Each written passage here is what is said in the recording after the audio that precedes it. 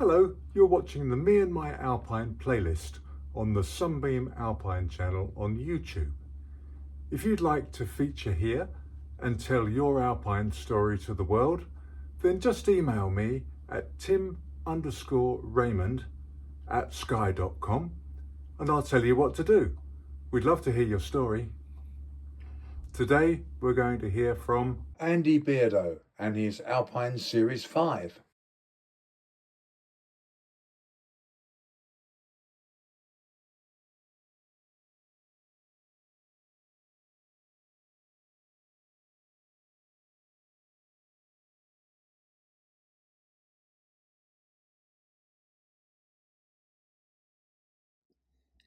Hello, my name's Andy Beardow.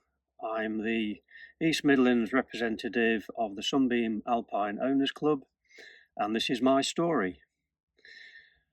Probably 30 years ago, I was on holiday with my family. Children were little. We were in Devon at a seaside coastal resort by the harbour. An old Alpine, I think it was blue, driven by quite a large gentleman in a battered old leather jacket, pulled in. He got out. I remember looking at the car and thinking the lines on this car are so beautiful. I love the wings, the round headlights, the shape. It's just so well balanced. It wasn't in great condition. It looked like his daily driver. There was stuff on the back seat. He took his gloves off, threw them in the back seat and just got up and walked off. And I thought, that is one of the coolest things I've ever seen in my life. I've always liked the cars ever since, and in 2001 I was fortunate enough to be able to buy my little blue Alpine. Everybody tends to call them names. Mine's got S.A.O.C. on the plate under the bonnet, so I call her Sal. And this is my story. I love being a part of the Alpine Owners Club. I went down to the Nationals last year in Kent. To be honest, I was really only interested in looking at the cars and seeing what different colours and marks there were, and it was the people that I met that really blew me away. And I've only been a member since 2021. Quite nice and shiny. Over the winter I keep her in a carcoon, which keeps an airflow around her because we haven't got any space in the garage. Keeps the bodywork looking quite nice.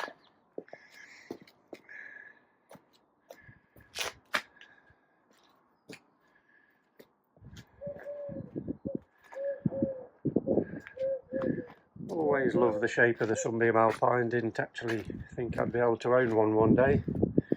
So I'm living the dream and enjoy every minute of being with her. But one of the things that has really surprised me is the amount of people in the Sunbeam Alpine and Tiger Owners Club who you meet, and they're all brilliant. It's great to be with car lovers.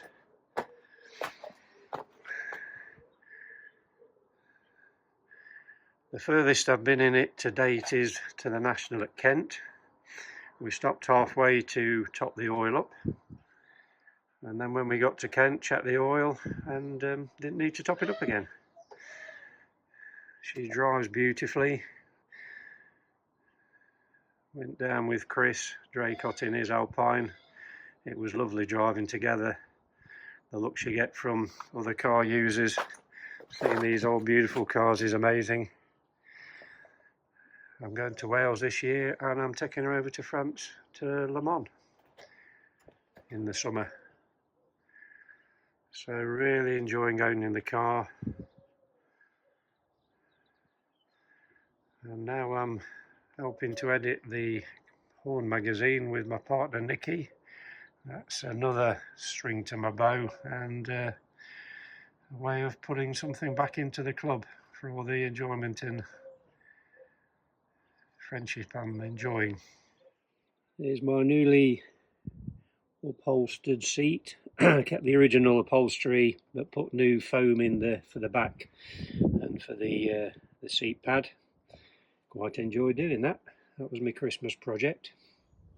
I replaced the suspension, the actual leaf springs were slightly bent to the side. They must have been tempered on a curved garage floor, and I wrapped them in plumber's tape, and then somebody said, well, that's okay, but that will unwind. So I got a load of zip ties and tied it all together.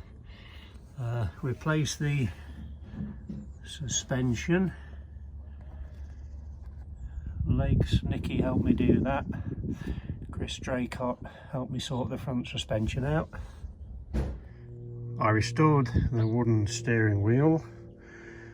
The metal was all rusty and it had prized apart the wood, so I sanded that all down, treated it with hammerite rust eater, and glued it back together.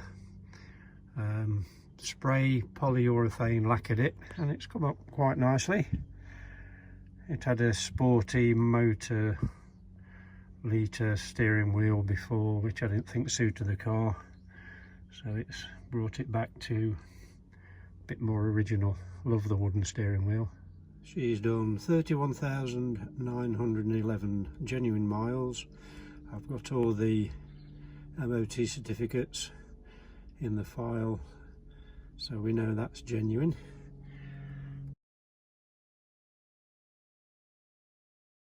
When I bought the car, the boot hinges were pitted, so I've replaced them with some new ones, and they were made in America, would you believe? I watched the YouTube video of how to keep leaves out of the air vents and did this little upgrade. Bought some mesh, fixed it on with some metal putty, and they had a little bit of bling to it. That functionality keeps the leaves from getting down and stuck in your air vents. I was asked to be the East Midlands Representative because of my apparent enthusiasm. I'm very honoured to be representing the Alpine Owners Club, and when I was asked to do a national event, didn't really hesitate. Perhaps I should have done if I'd have thought a bit more about what was going to be involved, but I like to throw myself into things, and I thought, as long as I do my best, what's the worst can happen? And all of the members in the East Midlands pulled their weight, and we had a fantastic event, and it brought us a lot closer together. I know it's daunting to find a venue, but I got a place in mind. We live in nice countryside here in Derbyshire. There are some great events that we travel to, the Great British Car Journey, which is quite local. But all my members, they had talents that I didn't even realise they'd got. And we had a lovely event. So if anybody's thinking about doing a national, obviously you could ring me. More than happy to help. There's lots of help and advice out of there from the members and the committee. Just showing you a picture of my car. And